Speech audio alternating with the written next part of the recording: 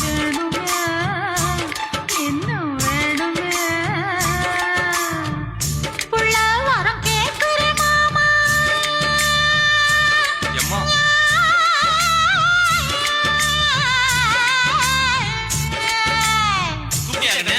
வேலையை பார்த்துட்டு போங்கய்யா. பாத்தியா வீட்டுக்குள்ள கேட்க வேண்டியதை ஊருக்கெல்லாம் கேட்கற மாதிரி பாணிலாம் இப்படிதான்.